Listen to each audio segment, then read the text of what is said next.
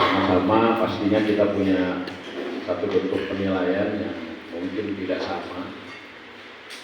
Yang jelas kalau menurut saya ini ada satu bentuk eksploitasi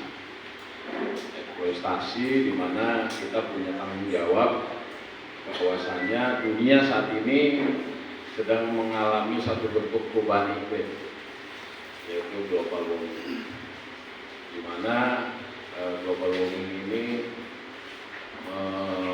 mengisyaratkan kepada kita semua bahwa ada satu bentuk pemanasan global yang ini kalau tidak kita bisa jaga, ini akan akan berdampak pada perubahan iklim yang ada di dunia. Sama-sama kita ketahui bahwa dalam bentuk ekosistem lingkungan hidup yang ada, bahwa iklim ini harus terjaga. Fungsi hutan harus betul-betul sama-sama kita pahami sebagai penghasil oksigen, karena kita semua masih bisa hidup ini karena kita bernapas. Nah, napas ini masih bisa membuahkan kita, masih bisa melakukan aktivitas kita karena oksigen. Nah, sedangkan oksigen ini dihasilkan dari proses fotosintesis dari sinar matahari dan berfotosintesis dengan tumbuhan, terutama dengan pucuk daun, sehingga menghasilkan oksigen. Ini sesuatu hal yang harus kita pahami tentang fungsi hutan dan fungsi tanaman serta tumbuhan-tumbuhan ataupun hutan yang ada di Indonesia. Jadi Bapak-bapak dan Ibu sekalian, sama-sama sudah kita lihat ada semacam ketimpangan sosial juga, di mana masyarakat Papua dengan hidup yang sederhana, dengan hidup yang apa adanya yang sudah mereka laksanakan itu sudah sangat bersyukur. Hanya saja ada satu bentuk kepentingan secara nasional, yaitu tentang ketahanan pangan, yang akhirnya ada satu bentuk program strategis nasional yang terpaksa harus memperluas lahan pertanian untuk sebuah bentuk ketahanan pangan. Kalau kita dulu zaman Orde Baru ada swasembada beras, nah sementara ini tujuannya adalah swasembada pangan. Ini sesuatu hal yang sama-sama harus kita pahami juga, bahwa negara kita juga pasti punya tantangan di dalam bentuk geopolitik yang sekarang terjadi di dunia ini. Kita sama-sama ketahui harga minyak bumi sekarang lagi bukan main, sehingga kita sama-sama yang punya mobil solar lagi bukan main. Harga Pertamina Dex yang harganya sangat melambung.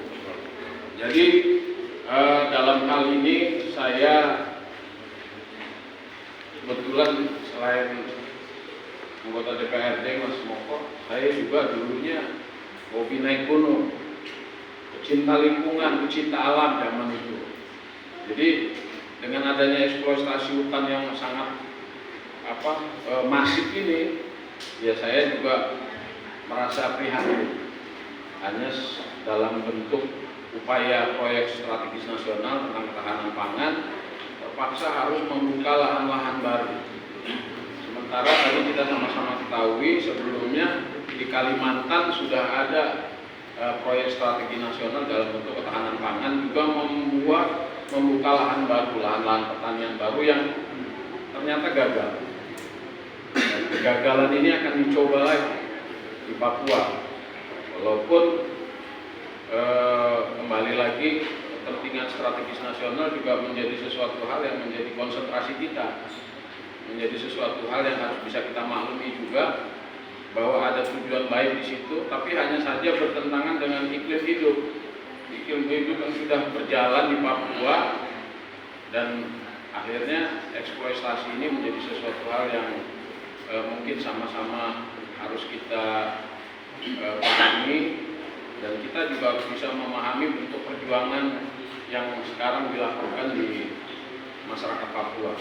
Ini sesuatu hal yang harus bisa kita pahami.